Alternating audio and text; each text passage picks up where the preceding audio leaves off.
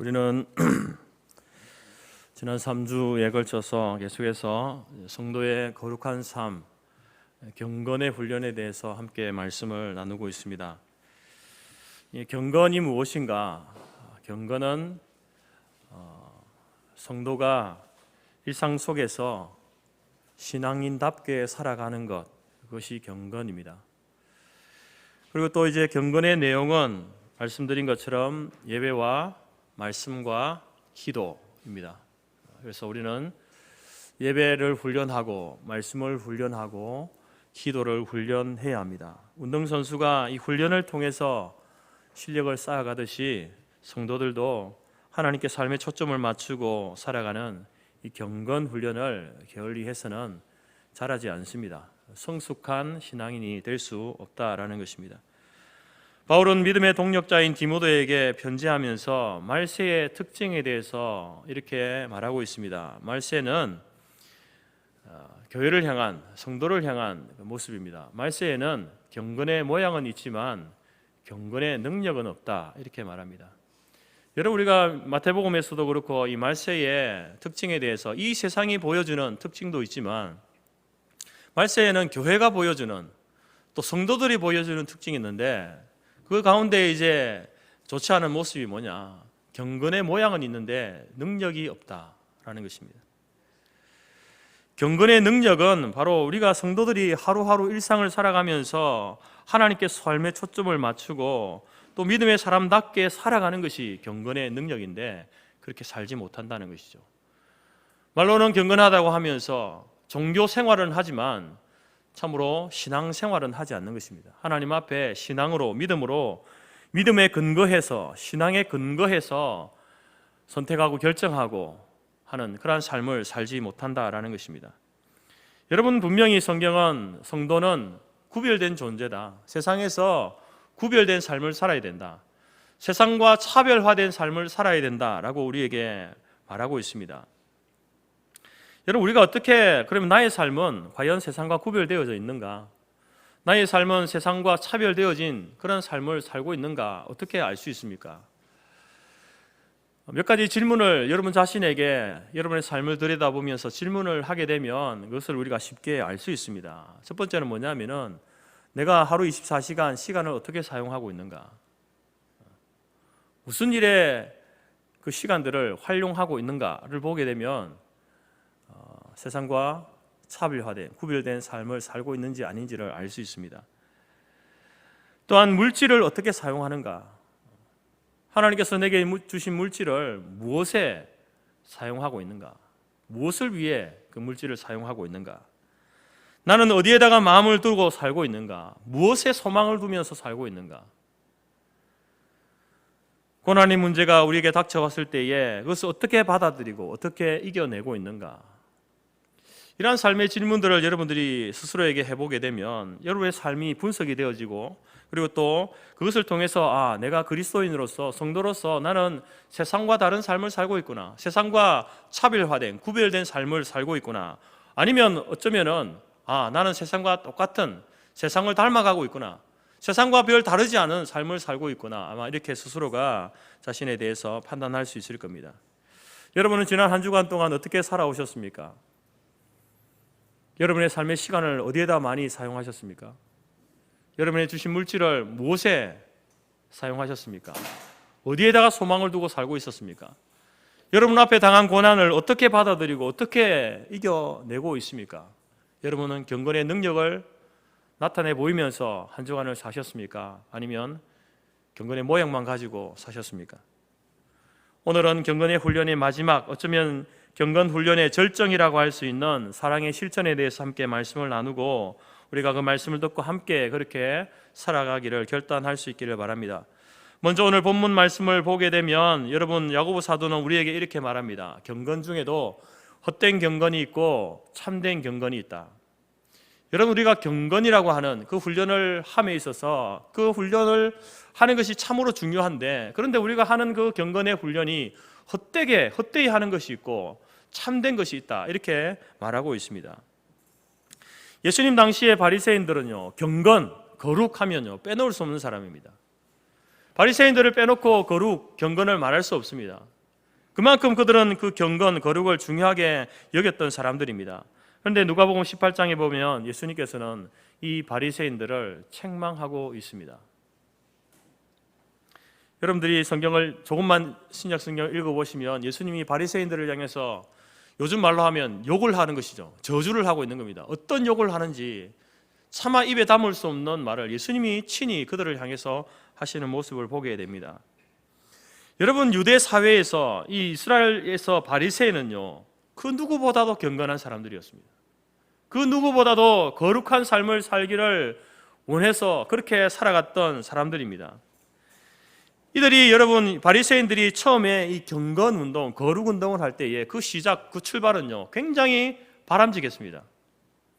왜냐하면 우리가 이스라엘 역사를 아는 것처럼 하나님께서 북이스라엘과 남유다를 하나님께서 이제 이방 나라를 통해서 멸망시키시고 그들을 바벨론 포로로 잡아가시고, 그리고 이제 이 말라기 선지자 이후로부터 400년 동안, 예수님이 오시기 400년 동안 하나님께서는 더 이상 그들에게 말씀을 주지 않습니다. 하나님이 침묵하시는 그러한 시간이 있었죠. 그 시대 때에 여러분 등장한 사람이 누구냐? 여러 사람들이 있지만 그 시대에 바리새인이라는 사람들이 등장하게 됩니다. 이들은 이제 자신들이 하나님의 택함 받은 백성이면서 이제 왜 이스라엘은 하나님이 함께 하시는 나라인데 왜 이렇게 보잘것없는 나라로 이렇게 우리가 쇠락하고 타락했는가? 그 이유가 무엇인가? 원인이 무엇인가? 스스로에게 질문하면서 답을 찾았는데 그 답이 뭐냐면 우리가 하나님 말씀대로 살지 않았기 때문이다. 여러분, 이 바리새인들이 하나님께서 그들에게 징계를 내리시고 그들이 이제 하나님을 떠나고 그리고 또 이스라엘의 모습이 정말 보잘것없는 그런 나라가 된 것에 대해서 결론을 내린 것이 자기들이 하나님 말씀대로 살지 않았다라는 겁니다. 얼마나 하나님이 기뻐하실 일이고 얼마나 바람직한 그러한 결론입니까? 그래서 시작된 것이, 그래, 우리가 이렇게 살아서는 안 돼. 우리가 하나님께서 우리를 택하시고 우리에게 말씀을 주셨는데 우리가 하나님 말씀대로 살아가야지. 말씀을 지켜야지. 그래서 시작된 것이 거룩운동, 경건의 운동입니다.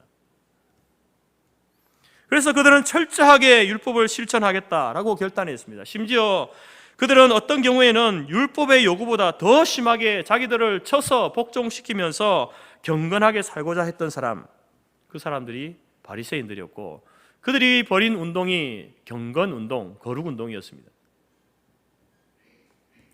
그런데 예수님께서 이들을 책망하고 계시죠. 여러분, 예수님께서 바리새인들을 책망하신 이유가요, 그들이 율법의 내용들, 하나님의 말씀을 실천하려는 그 의도를 책망한 게 아닙니다. 그 의도는 너무나 옳고 바른 것이고 하나님이 기뻐하시는 것 아닙니까?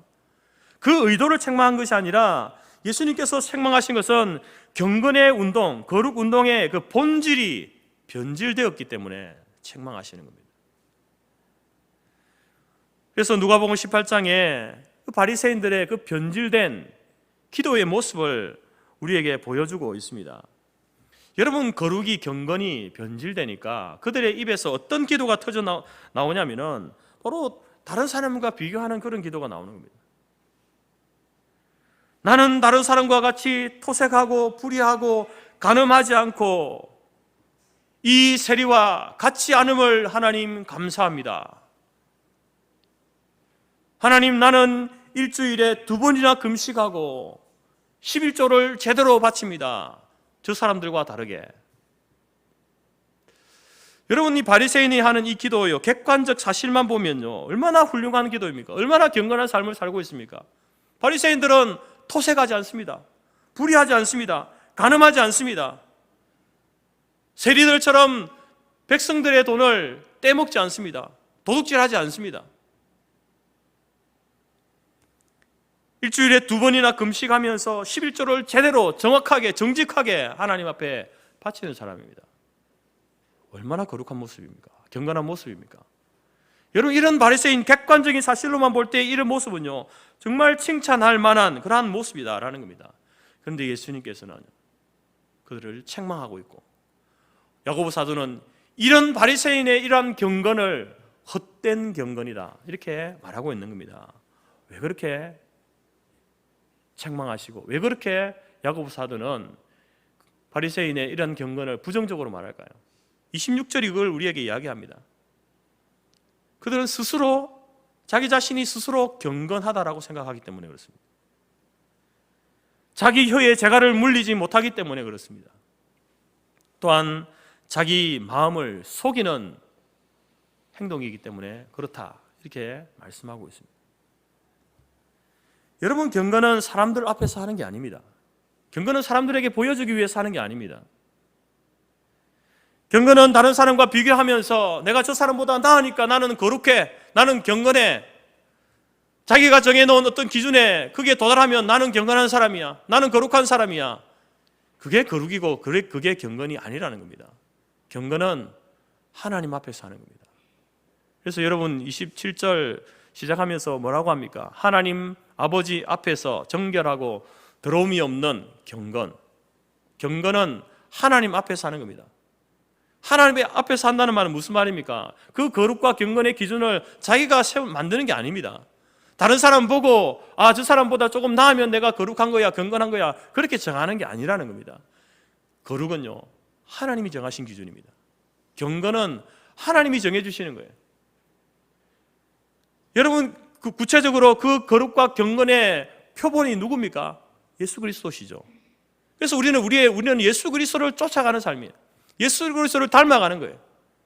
그게 거룩이고 그게 경건의 기준입니다. 기준. 그런데 바리새인들은 그 기준이 자기가 정한 거예요. 자기가 정한 거고, 다른 사람과 비교했을 때에 조금 나으면 거룩하다, 경건하다, 이렇게 말하는 겁니다.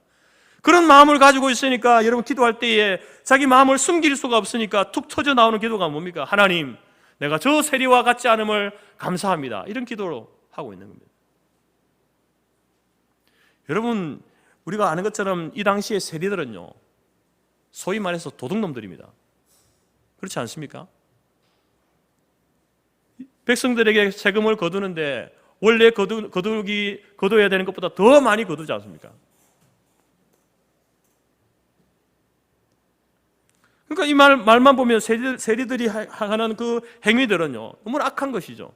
그런데 그렇게 하지 않는 것에 대해서 바리새인이 하나님 앞에 감사하는 게 뭐가 잘못입니까? 여러분, 우리가 기도할 때에 이런 기도를 참으로 조심해야 되는 거예요. 조심해야 돼요. 요즘 수해로 인하여서 온 세상이 난리가 나고 시끄럽고 슬픔에 빠진 사람도 있고, 또 반대편에서는 가뭄이 와가지고 비가 오지 않아가지고 굶어 죽는 사람이 많습니다. 그런 모습을 보면서 하나님,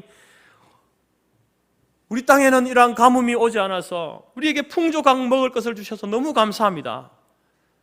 마땅히 여러분 그런 기도를 해야 되지만 그러나 조심해야 되는 것입니다. 하나님, 저렇게 난리 나고 수해를 입고 피해를 본 사람들이 있는데 우리 가정은, 우리 집은 아무도 피해보지 않고 재산에 손해보지 않아서 너무 감사합니다. 감사해야 되지만 조심해야 되는 겁니다.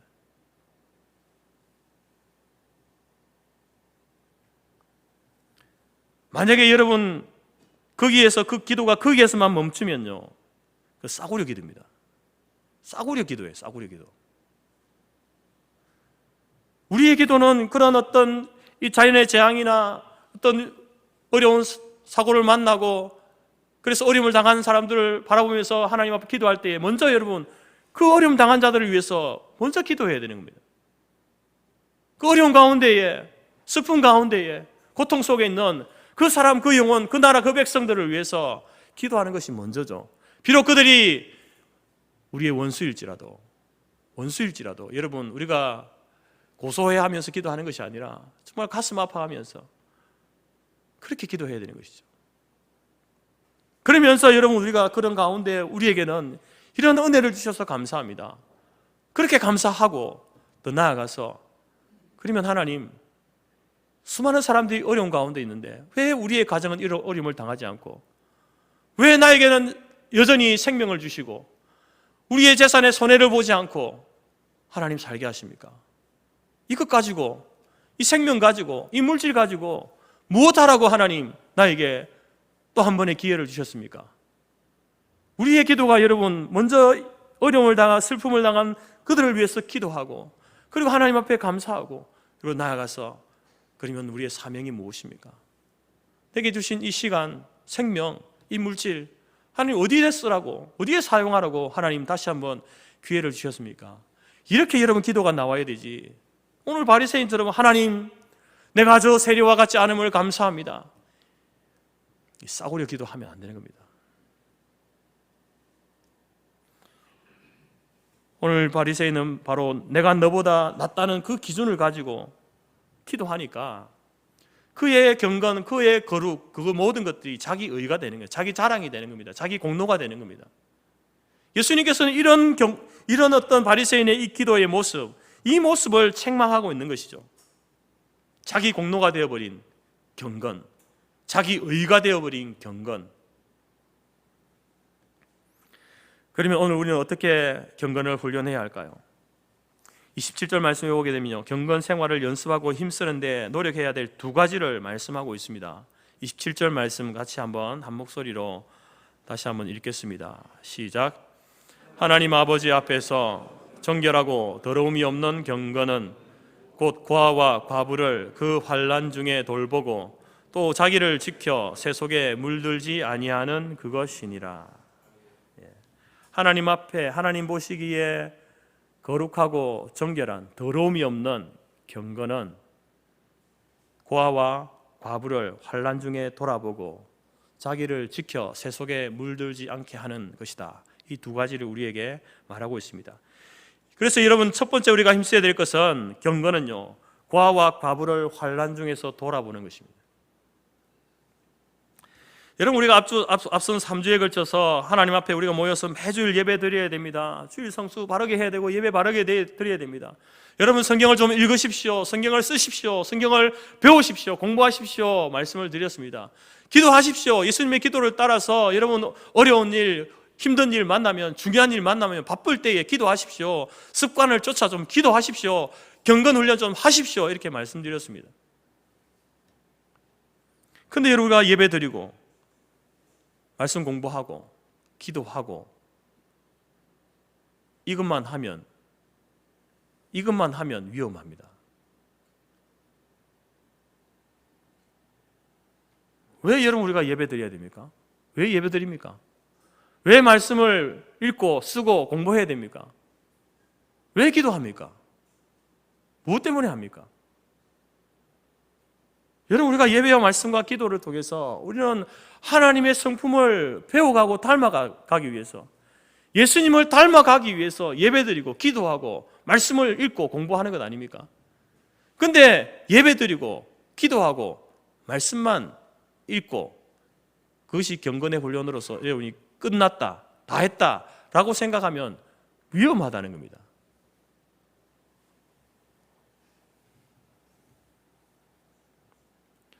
하나님께서는 고아와 과부를 특별하게 생각하셨습니다. 신명기 16장에 보게 되면 이제 이스라엘의 절기를 지킨 것에 대해서 말씀하면서 77절을 지킬 때에 그 77절 절기를 지키는 데 있어서 너희들이 노비와 레위인과 객과 고아와 과부와 함께 즐거워하라 이렇게 명령합니다. 이어서 나오는 초막절을 지킬 때에도 고아와 과부와 함께 하라 이렇게 말씀합니다. 신명기 14장에서는요, 매 3년마다 11조를 따로 드려야 되는데, 여러분, 이스라엘 백성들이 11조, 율법이기 때문에 11조를 제대로 바르게 했습니다. 매년마다 11조를 드렸고, 그리고 매 3년마다는요 11조가 아니라 10의 2조를 드렸습니다. 그 10의 2조를 드리면서 따로 하면서 그것을 가지고 레위인과 고아와 과부와 나그네를 위해서 사용하라 이렇게 명령하고 있습니다. 여러분, 이스라엘 백성이 크게 3대 절기가 있는데 그 절기에 나올 때에 반드시 하나님 앞에 가지고 나와야 할 것이 있습니다. 그것이 무엇이었습니까? 예물을 가지고 나와야 돼요. 예물을. 절기를 지킬 때는요, 그 자신이 나와야 되는 반드시 예물을 가지고 나와야 돼요. 예물을, 하나님 앞에 드릴 예물을 가지고 나와야 되지 않습니까? 그러면은 여러분, 농사를 짓고 이제 해서 가정이 형편이 되는 사람은 절기 때에 예물을 가지고 나올 수 있지만, 말씀드린 것처럼 노비와 레위인과 객과 고아와 과부와 이 사람들이 절기에 나올 때에 예물을 제대로 된 예물을 가져올 수 있겠습니까? 하나님이 정하신 그 기준에 맞는 예물을 가지고 나올 수 있겠습니까? 그에 맞는 양을 가지고 나올 수 있겠습니까? 물론 나올 수 있는 사람도 있었겠죠. 그러나 그렇지 못한 사람이 더 많았다는 겁니다. 그러면 그들은 하나님 앞에 절기를 지키지 못하는 겁니다. 그런데 오늘 말씀에서는 그 노비와 레위인과 객과 고아와 과부와 함께 즐거워하라. 함께 절기를 지킬 것을 말합니다.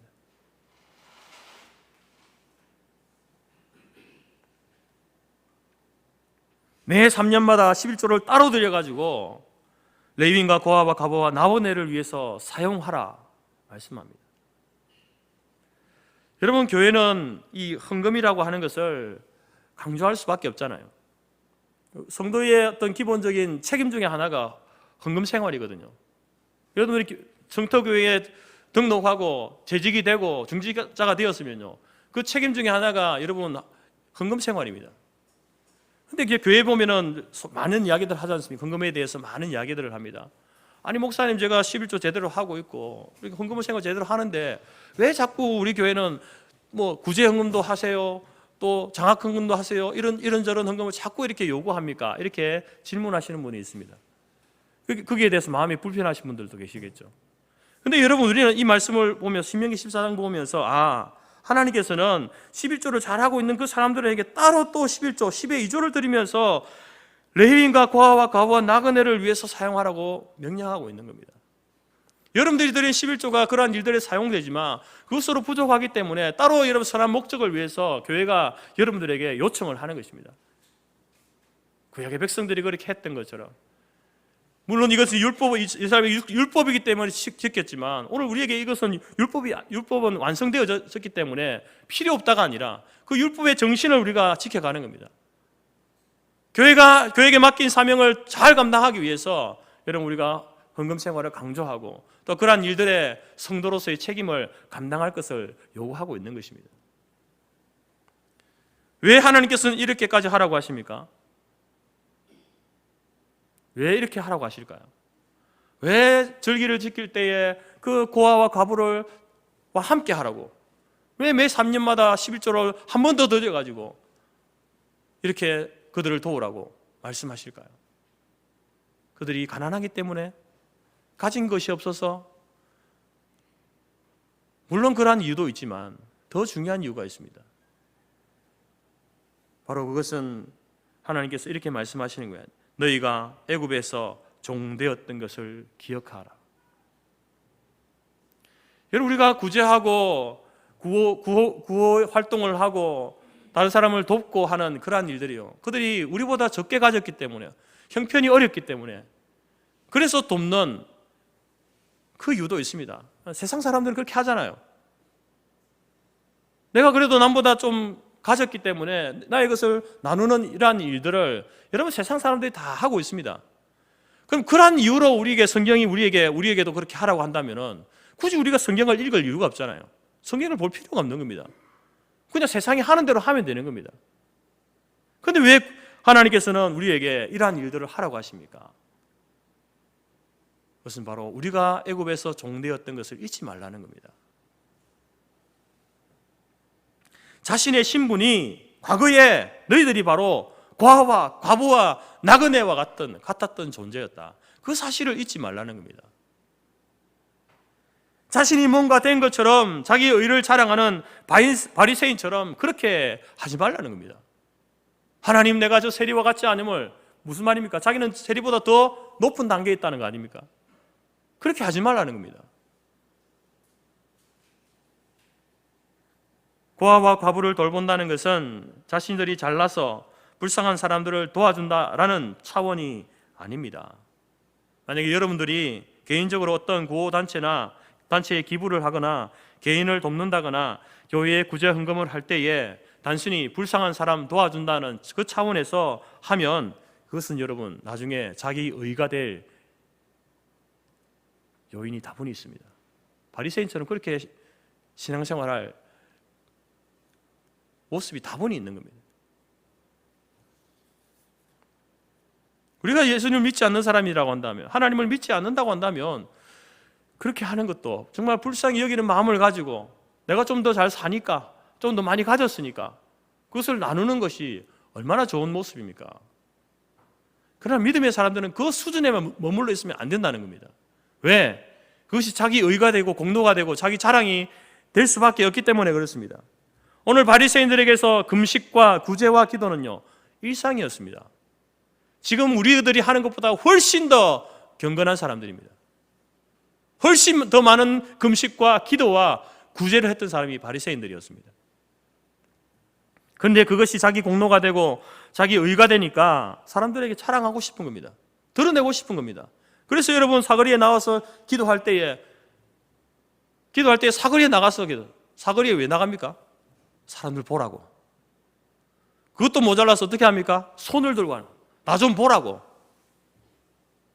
내가 이런 사람이라고 큰 소리로 기도합니다. 자기가 의로운 사람인 것처럼, 자기 입에 재갈 물리지 못하고 그렇게 기도하는 거예요. 과거에 자기가 어떤 처지에 있었던 사람인지 까마득하게 잊고 종교 행위를 하고 있는 거예요. 종교 행위를. 그래서 야고보는 이러한 경건을 헛된 경건이다라고 이야기하고 있는 겁니다. 우리가 고아와 과부를 돌보아야 하는 이유는 자신이 과거에 그러한 처지의 사람들이었다, 나도 저들과 똑같은 처지의 사람들이었다라는 것을 잊지 말라는 겁니다. 너희들이 애굽의 종되었던 것을 잊지 말아라. 자신도 여전히 하나님의 은혜로 구원받았지만, 하나님이 우리를 의로운 자라고 여겨주시지만 여전히 우리는 불쌍히 여김을 받아야 되는 사람이다. 그것을 잊지 말라는 겁니다. 누구 앞에서요? 하나님 앞에서.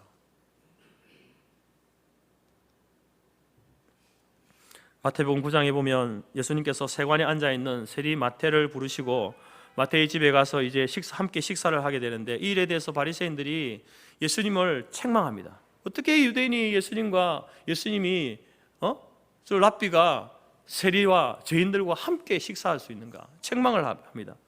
그에 대해서 예수님께서 이렇게 말씀합니다. 마태복음 9장 12절 13절에서 건강한 자에게는 의원이 쓸데없고 병든 자에게라 쓸데있느니라.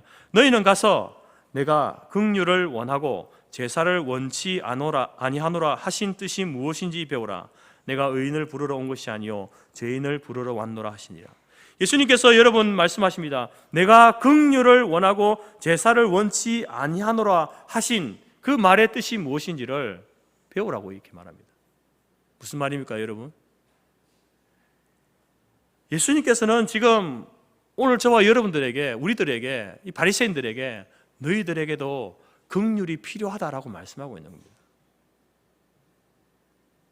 네가 의로운 자고 네가 경건한 생활을 하고 구제와 금식과 기도를 많이 하기 때문에 하나님의 자비와 긍휼이 필요 없는 자가 아니라, 그럼에도 불구하고 여전히 너는 하나님의 긍휼이 필요한 자다라고 말씀하고 있는 겁니다. 그런데 자기 의와 자기 공로가 들어차 있는 그 바리새인에게는요, 하나님의 긍휼이 들어갈 자리가 없는 겁니다. 그러나 반대로 세리는 어떻게 기도합니까, 여러분? 세리는 고개도 들지 못하고 여러분 소리도 내지 못하면서 주여 나를 불쌍히 여기소서, 내가 죄인입니다, 하나님의 자비와 긍휼을 구하고 있는 것이 세리의 기도입니다. 진짜 세리는 죄인입니다. 그 사실을 그대로 인정하는 거예요.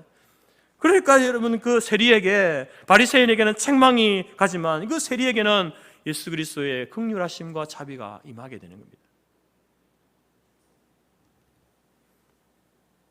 세리가 죄인이 아니기 때문에 하나님이 긍휼히 여겨주시고 자비를 베풀어 주시는 게 아닙니다. 세리는 죄인 맞습니다. 그러나 그 죄인이라는 사실을 스스로 인정하고 고백할 때에 여러분 그 속에 하나님의 긍휼과 자비가 스며들어가는 겁니다. 우리가 고아와 과부를 돌본다고 하는 것은, 환난 중에 있는 자들을 돌본다고 하는 것은요, 나도 그런 처지에 있었던 사람입니다. 내가 그들을 긍휼히 여기듯이 하나님이여 나를 긍휼히 여기소서, 이러한 고백이 그 속에 담겨져 있어야 되는 겁니다. 최근에 여러분 우리는 여러 차례 이런 기회들이 있었습니다. 우리 후원하는 선교사님들이 방문했을 때에, 또 주일학교, 여름 성경학교 수련회를 앞두고 또 지난주일 총회 언급 특별 헌금을 할 때에 여러분들은 어떤 마음으로 이 일들에 동참했습니까? 어떤 마음으로 여러분 선교사님을 도왔습니까? 어떤 마음으로 다음 세대를 위해서 후원했습니까? 어떤 마음으로 여러분 은퇴 목회자를 위한 그런 언급 헌금을, 특별 헌금을 여러분 드렸습니까? 내가 좀 더 많이 있으니까, 내가 좀 넉넉하니까, 저 사람들보다는 좀 나으니까 그런 마음으로 하셨습니까? 이제 여러분 광고에 나왔던 것처럼 다음 주에는 우리가 수해 입은 베델 교회를 돕는 일을 하게 될 겁니다. 어떤 마음으로 참여했고 어떤 마음으로 하시겠습니까? 우리 교회가 좀 더 나으니까, 우리 교회는 수해를 안 입었으니까 수해 입은 베델 교회를 도와야지. 좋습니다. 그렇게 긍휼히 여기는 마음 좋습니다. 그러나 여러분, 그 정도 수준은요, 세상 사람들도 다 한다니까요. 세상 사람들이 더 많이 할 수도 있습니다. 우리보다. 그 수준으로 하면 안 된다는 겁니다. 달라야 되지 않습니까? 구별된 모습이 있어야 되죠. 차별화된 모습이 있어야 되는데 무엇이 있어야 되겠습니까? 여러분들이 교회에다가 구제 헌금을 하고 환난 당한 자를 돕는 어떤 형태의 일을 할 때에 반드시 잊지 말아야 할 것은요, 내가 바로 그 사람이었다는 겁니다. 내가 환난 당한 자였다는 겁니다. 여러분, 그 사실을 잊어서는 안 됩니다. 내가 그 사람들은 조금 높은 위치에 있는 것처럼, 좀 더 나은 사람들인 것처럼, 그래서 낮은 곳에 있는 사람들을 돕는다, 그런 마음으로 하는 것은요, 성경적이지 않습니다. 일반적으로 사람들이 그런 사람들이 많지만 그것은요, 성도들이 해야 될 모습은 아니다라는 거예요. 내가 고아와 같은 자였고, 내가 과부와 같은 자였고, 내가 레위인과 객과 나그네와 노비 같은, 노예 같은 자였음을 잊지 말라는 겁니다. 동등한 입장에서 하는 겁니다. 그리고 하나님의 은혜와 도움으로 우리가 오늘 살고 있지만, 현재 이 자리 있게 된 것, 하나님의 은혜와 도움이었고, 또 나도 하나님의 자유와 긍휼이 필요한 때가 온다라는 사실을 잊지 마시기 바랍니다. 여전히 우리는 하나님의 은혜를 받고 구원을 받은 성도이지만, 여전히 여러분, 우리는 하나님의 긍휼과 자비가 필요한 존재임을 잊지 말고 구제하시고 환난 당한 자를 위로하고 도우시기 바랍니다. 나에게는 이러한 일들이 전혀 일어나지 않을 거야, 착각 속에 하지 마십시오. 우리가 하나님의 긍휼과 자비를 구할 때에 말로만 하지 마시기 바랍니다. 말로만. 하나님, 나에게 하나님의 은혜와 자비와 긍휼을 주십시오, 기도할 수 있죠. 기도해야 합니다. 그냥 말로만 하지 마십시오. 말로만. 우리가 고아와 과부를 돌보는 그 행위가요, 바로 말로만 아니라 우리가 행동으로, 하나님, 내가 이러한 어려움, 이 사람들이 겪는 이 어려움에 처해 있을 때에 하나님, 나에게도 하나님의 자비와 긍휼을 베풀어 주십시오 라고 하는 기도가 그 행위입니다. 우리가 구제하고 돕는 그 행위라는 겁니다. 때문에 남보다 많이 가졌기 때문에 또 나는 할 수 있어 이렇게 하고, 아니 나는 남보다, 그 사람보다 내가 더 적게 가졌는데 그래서 나는 못해, 이렇게 할 문제가 아니라는 겁니다. 하나님의 긍휼과 자비를 받은 사람이라면 마땅히 환난 중에 있는 고아와 과부, 그 사람들을 돌보아야 하는 것입니다. 많이 가진 사람은 많이 가진 대로, 적게 가진 사람은 적게 가진 대로 형편에 맞게, 여러분, 자기가 환난 중에 환난을 만났을 때에 하나님의 자비와 긍휼을 받기를 원하면 형편대로 지금 환난을 당하고 고난을 당하고 있는 그 사람들을 돌보는 것이 마땅하다는 겁니다. 그런 마음을 가지고 다음 주 여러분 베델 교회를 위해서 헌금을 하십시오. 그런 마음을 가지고 여러분 선교사님을 도우시기 바랍니다. 그런 마음을 가지고 여러분들이 세상에 있는 구호단체에다가 물품을 전하고 또 여러분 구호금을 전하는 그러한 일을 성도로서 하시기 바랍니다. 종교개혁을 이끌었던 마틴 루터가 회심에 대해서 이야기하면서, 예전에도 제가 설교 시간에 말씀을 드렸습니다. 회심을 이야기하면서 진정한 회심은 이런 과정을 거쳐야 된다, 이렇게 이야기합니다. 그래서 회심에 대해서 먼저 우리가 회심하려면은 머리가 회심이에요. 머리가. 내가 하나님 앞에서 죄인입니다 라는 사실을 인정해야만 회심이 일어나는 거예요. 하나님의 구원이 임하는 것이죠. 자기가 죄인이라는 것을 인정하지 않으면요, 절대 하나님의 구원이 임할 수 없습니다. 머리가 회심해야 됩니다. 머리만 회심하면 되느냐? 그렇지 않고 그 다음에는 가슴이 회심해야 된다. 머리로만 알고 내가 죄인인 것을 알고 그것으로 끝나는 것이 아니라 가슴이 내가 하나님 앞에 이 큰 죄를 지었구나, 이렇게 살았구나, 하나님을 무시하고 하나님을 멸시하고 살았구나, 가슴을 치고 통곡하면서 그렇게 회심해야 되는 거예요. 그리고 마지막으로 마틴 루터는요, 머리가 회심하고 가슴이 회심하고 그 다음에 지갑이 회심해야 된다. 지갑이. 여러분들이 가지고 있는 지갑이 회심해야, 머리와 가슴과 지갑이 회심해야 그 사람이 진정으로 회심한 사람이다, 이렇게 이야기합니다. 사도 바울은요, 우리의 구원을 두렵고 떨림으로 이루라, 이렇게 말씀합니다. 우리의 구원을, 여러분의 구원을요, 두렵고 떨림으로 이루라, 이렇게 말합니다. 여러분들이 이루어 가야 된다고 이야기합니다. 여러분, 구원에는요, 하나님이 주시는 구원이 있고요, 내가 이루는 구원이 있습니다. 하나님이 주시는 구원이 뭡니까? 그게 바로 신학적으로 말하면 칭의입니다. 하나님 우리를 의롭다고 여겨주시는 거예요. 그래서 우리가 은혜로 구원받는 것 아니겠습니까? 근데 이루는 구원은 무엇이냐면은 그것은 성화입니다. 성화. 칭의, 구원, 소위 말해서 구원받고 난 이후에 이제 우리가 더 하나님을 닮아가고 예수님을 닮아가는 그 삶의 과정, 성화의 과정, 그것을 여러분 오늘 이렇게 말하는 거죠. 너희의 구원을 두렵고 떨림으로 이루라.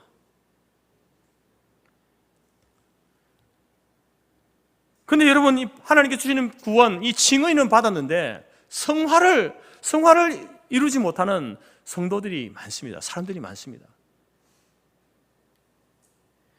예수 믿는다고 하면서, 구원받았다고 하면서요, 여전히 지갑이 굳게 닫혀 있는 사람은요, 이루는 구원이 뭔지 모르는 거예요. 내가 이루어가야 될 구원이 뭔지를 아직 모르는 겁니다. 받기만 하지 나누는 것이 사명이고 주는 것이 기쁨이다 라는 사실을 모르는 사람이에요. 하나님한테 뭐 항상 달라고만 하지, 내가 하나님을 위해서, 교회를 위해서 뭔가를 해야 된다라고 하는 그것을 모르는 거예요. 성화를 모르는 겁니다. 여러분, 우리가 나누고 섬기는 것이요, 내 것이기 때문에 나누는 것이 아닙니다. 내 것이기 때문에 나누는 게 아니에요. 하나님께서 그렇게 하라고 맡기신 것이기 때문에 교회에다가 헌금을 하고 구제하고 다음 세대도 돕고 하는 거죠. 내 것이 있으니까, 내 것이니까 하는 게 아니라는 겁니다. 하나님께 맡기신 거니까 그렇게 하는 것입니다. 그렇게 해야 되는 것입니다. 고아와 과부를 환난 중에 돌본다는 것은 말로만 아이고 힘들어서 어떡하나, 불쌍하다, 힘들겠다 하는 게 아니라, 여러분, 고아와 과부를 환난 중에 돌보라라는 것은요, 지속적으로 그 사람들이 나중에 사회의 구성원으로서 자리를 잡고 살 때까지 책임져야 한다라는 말입니다. 여러분, 우리가 이 세상에서 또 성도로서 사회의 구성원으로서 살아가는 것도 얼마나 힘든 일입니까? 그런데 우리 자신이 그렇게 살아가는 것도 힘든데 고아와 과부도 그들이 사회 구성원으로서 제대의 역할을 하면서 살도록 돌봐라고 하니 이 책임이 얼마나 무거운 것입니까? 얼마나 힘든 것이겠습니까?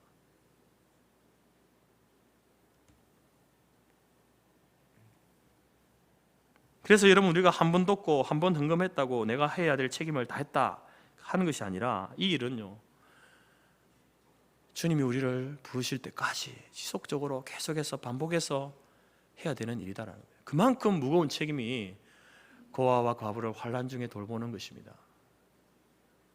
그렇게 힘든 것이 사랑을 실천하는 경건의 훈련이다라는 것입니다. 두 번째로 참된 경건은요, 자기를 지켜 세속에 물들지 않게 하는 것이다 라고 말합니다. 우리가 남을 사랑하고 남을 구원하기 위해서 구제하고 봉사하고 어린아이들을 가르치기 위해서 그들을 힘을 들여서 돕고 후원하고 하는 이 모든 일들 하나님이 기뻐하시죠. 선교사님을 돕고 교회를 돕고 하는 거 하나님이 기뻐하지 않겠습니까? 당연히 기뻐하시는 일이죠. 이런 일을 하게 되면 하나님께서는 분명히 우리를 향해서 네가 정말 나를 사랑하는구나, 네가 나의 마음을 정말 잘 아는구나. 나의 긍휼과 자비를 네가 그렇게 그러한 행동을 통해서 네가 구하고 있구나. 네가 참으로 경건 훈련을 잘 하고 있구나. 하나님께서 그렇게 우리에게 칭찬하고 말씀하실 겁니다. 그러나 여러분, 경건의 훈련에 빠지면 안 되는 것이 뭡니까? 바로 자기를 지켜 세속에 물들지 않게 하는 것입니다. 여러분, 그렇게 아무런 경건의 모습을 잘 나타낸다고 자기가 세상에 빠져가지고 허우적거리고 있으면요, 그 모습이 하나님 보실 때 어떻겠습니까? 여러분, 여기서 세속이라는 말은요, 세상의 악, 음란한 문화 이런 걸 말합니다. 세상의 잘못된 가치관, 사상들 이런 것들 말해요. 거기에 빠지지 말라는 겁니다. 그것으로부터 자기 자신을 지켜야 된다라고 이렇게 말합니다. 야고보 사도는요, 세상을 사랑하는 것을 뭐라고 말하느냐면 간음이다 이렇게 말해요. 간음. 우리가 세상에 빠져가 세상의 악을 행하고 음란한 문화 속에 빠져 살고, 또한 세상에 잘못되어진 비성경적인 반성경적인 그런 가치관과 그런 이념을 가지고 살아가는 것, 그것은요 간음하는 것이다 이렇게 말합니다. 간음하는 것이다. 그래서 세상의 더럽고 악한 풍속들과 이 세상의 음란하고 방탕한 오락과 취미와 또 믿는 사람으로서 세상과 구별된 삶을 살지 않고 세상을 따라서 세상 속에 동화되어 살아가는 그런 것에서부터 자기 자신을 지키라. 그것이 경건훈련이다 말씀하고 있는 겁니다. 세상의 음란한 문화와 잘못된 사상과 악은요, 할 수만 있으면 성도들을 집어삼켜서 하나님을 떠나고 말씀을 떠나고 교회를 떠나도록, 그래서 우리를 멸망시키려고 하는 것이 바로 세상입니다. 그래서 사도 베드로는 근신하라, 깨어라. 너희 대적 마귀가 우는 사자같이 두루다니며 삼킬 자를 찾나니 너희는 믿음을 굳건하게 하여 그를 대적하라. 우리로 하여금 사단을 대적하라.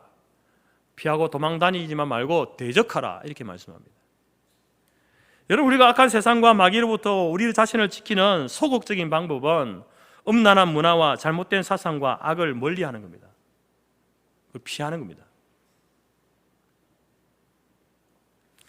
그러나 여러분, 우리가 이것을 멀리한다고 멀어지겠습니까? 사단은요, 우리보다 더 교묘합니다. 똑똑합니다. 그래서 온갖 수단과 방법을 통해서 우리의 삶에, 여러분의 머릿속에 이런 것들을 자꾸 집어넣는 거예요. 그래서 우리가 멀리한다고 멀리 될 수 있는 게 아닙니다. 그렇다고 해서 우리가 중세 수도원처럼 우리가 이 세상이 너무 악하고 더럽고 음란하니까 이 세상 속에 못 살겠다, 그냥 우리끼리만 살자, 우리끼리만 저기 산에 들어가가지고 이제 교회당도 짓고 집도 짓고 해서 우리끼리만 농사 짓고 그렇게 살자, 그렇게 살아서 되겠습니까? 그것은 여러분, 또 그건 하나님이 원하시는 모습이 아니잖아요. 교회는 세상 속에 있어야 되는 겁니다. 저 산 속에 들어가 있으면 안 되는 겁니다. 예수님께서도 성도들을 향하여서 너희는 세상의 빛이다, 세상의 소금이다 라고 말씀하셨습니다. 소금은 여러분 썩어지는 그곳에 뿌려져야 하는 것이죠. 빛은 어둠 가운데 비춰져야 하는 겁니다. 근데 소금만 있고 빛들만 있으면요, 무슨 소용이 있습니까? 그게 무슨 빛의 사명이고 소금의 사명입니까? 그래서 우리가 그것을 멀리하고 또 그렇게 행하지 않는 것도 중요하지만 그것만 가지고는요, 우리 자신을 온전히 지켜낼 수 없는 겁니다. 그래서 더 적극적인 방법을 사용해야 되는데, 그것이 뭐냐면은 크리스찬의 문화와 크리스찬의 사상과 하나님의 선함을 만들고 배우고 실천하는 겁니다. 악한 것을 자꾸 멀리하려고 하는 것도 해야 되지만 그것만 하면 안 된다는 겁니다. 어떻게 해야 됩니까? 하나님이 원하시는 게 뭔가? 하나님의 선함과 하나님께서 성경적으로 우리에게 가르치는 가치관과 사상을 배우고 익히고 그 문화를 만들어가는 더 적극적인 방법으로 해나갈 때에 여러분, 우리가 우리 자신을 세속에 물들지 않고 우리 자신을 지켜낼 수 있다는 거예요. 그런 경건의 훈련들을 해나가야 된다는 거예요. 이 부분에 대해서는 여러분 더 많은 것을 말씀드릴 수 있지만 다음번에 말씀을 나눌 수 있는 기회가 있으시면 좋겠습니다. 사랑하는 성도 여러분, 우리는 말씀과 기도와 예배를 통해서 날마다 경건을 훈련해 가야 됩니다. 그리고 환난 중에 있는 고아와 과부, 그 사람들을 돌보는 사랑의 실천으로 경건을 훈련해야 합니다. 왜 그들을 우리가 돌봐야 됩니까? 왜 그렇게 해야 됩니까? 우리가 그러한 자였기 때문에, 우리가 과거의 고아와 과부와 같은 자였기 때문에 그렇습니다. 지금 하나님의 은혜를 입었지만 여전히 우리는 고아와 과부와 같이 같은 처지에 놓여질 수 있기 때문에 그렇습니다. 그래서 고아와 과부를 돌보는 그 행위가 내가 하나님의 긍휼과 자비를 구하는 행동입니다. 그들을 돕는 행위이지만 그 행위 자체는 우리가 하나님 앞에서 하나님, 나도 고아와 과부와 같은 그러한 처지에 있을 때 하나님의 자비와 긍휼을 내게 베풀어 주옵소서, 말로서 하는 기도가 아니라 행동으로서 하는 기도가 바로 그러한 행위이기 때문에 여러분, 우리가 이러한 경건의 훈련을 지속적으로 감당해 나가야 한다라는 것입니다. 다시 한번 말씀드립니다. 하나님은 눈에 보이지 않습니다. 그 하나님을 우리가 사랑해야 합니다. 어떻게 사랑할 수 있습니까? 말씀과 기도와 예배를 통해서 하나님을 사랑할 수 있는 겁니다. 뿐만 아니라 눈에 보이는 이웃, 환난당한 자를 돌아보고 그들을 위로하고 돕는 그러한 행위들을, 선한 행위들을 통해서, 사랑의 실천을 통해서 우리는 하나님을, 눈에 보이지 않는 하나님을 사랑할 수 있다라는 것입니다. 여러분, 이 경건의 훈련을 우리가 지속적으로 해나가게 되어지면 우리가 새벽에 묵상한 말씀처럼 레위기 26장에서 말씀하신 것처럼 하나님의 말씀에 순종할 때에 주시는 그 은혜와 복이 우리의 교회와 가정에게 임하게 될 줄로 믿습니다. 우리에게 철 따라 비를 주시고 땅이 소산물을 내고 나무는 열매를 맺게 되는 그러한 은혜를 우리가 누리게 될 것입니다.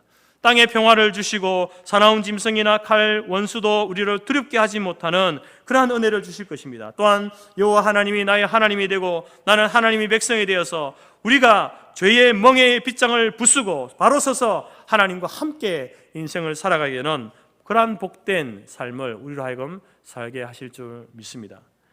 여러분, 말씀과 기도와 예배와 또 사랑의 실천, 이 경건의 훈련과 그러한 삶을 통해서 이 땅에서뿐만 아니라 우리 내세에서에도 하나님의 풍성한 복을 누리는 우리 성토교회와 모든 성도들이 되어지기를 주님의 이름으로 축복합니다.